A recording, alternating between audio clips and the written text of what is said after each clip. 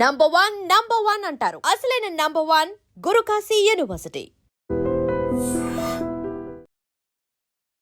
మత్స్యకారుల గేలానికి 500 కేజీల భారీ సొరచేప చిక్కింది.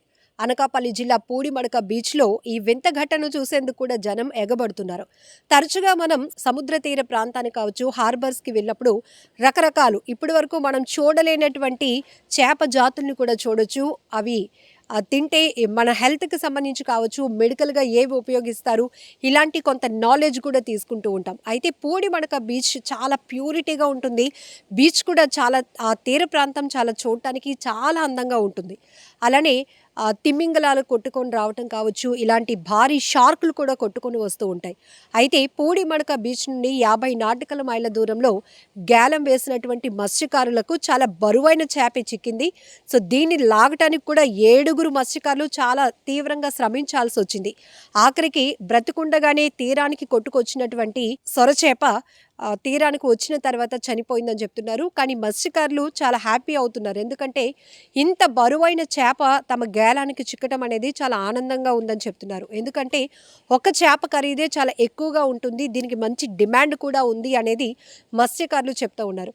ఇక్కడ మీరు విజువల్స్లో చూస్తున్నారు కదా, 15 అడుగుల పొడవు ఉన్నటువంటి అలాగే 500 కేజీల బరువు ఉన్నటువంటి ఈ సొర చేపను చూడటం చాలా వింతగా అనిపిస్తోంది అంటున్నారు స్థానికులు. ఎక్కువగా మనం చూడొచ్చు పూడిమడక బీచ్ అనేది చాలా అద్భుతంగా ఉంటుంది, చాలా ప్యూరిటీగా కూడా ఉంటుంది.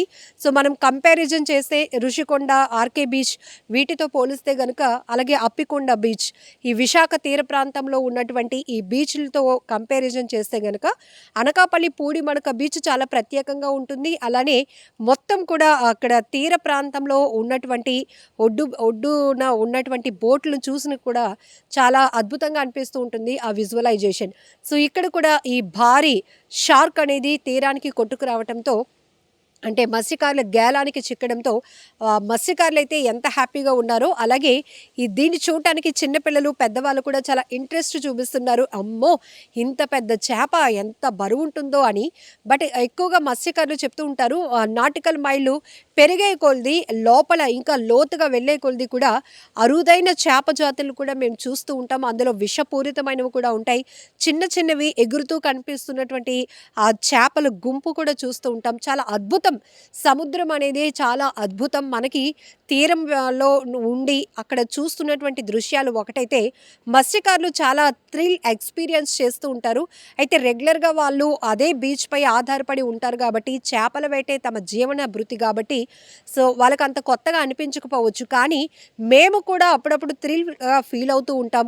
కొన్ని విషపూరితమైన చేపలు, పాము జాతి చేపలు కూడా మా వలకు చిక్కుతూ ఉంటాయి. వాటిని చాలా జాగ్రత్తగా మళ్ళీ తీసి నీటిలోనే వదిలేస్తామని కూడా వాళ్ళు చెప్తూ ఉంటారు. కొన్ని సందర్భాల్లో అయితే మీ అందరికీ గుర్తుండే ఉంటుంది, ఒక నెల రోజులు అయిపోతుంది, పూడిమడక బీచ్లోనే ఒక భారీ చేప తమ గేలానికి చిక్కిందన్నటువంటి ఆనందంలో 25 ఏళ్ల ఎర్రయ్య అనే యువకుడు దాన్ని లాగుతూ అదే చేప ఫోర్స్గా మళ్ళీ వాటర్లోనికి లాగటంతో ఆ అబ్బాయి సముద్రంలో పడి గల్లంతయి, నేటికి కూడా ఆ అబ్బాయి ఆచూకీ తెలియలేదు.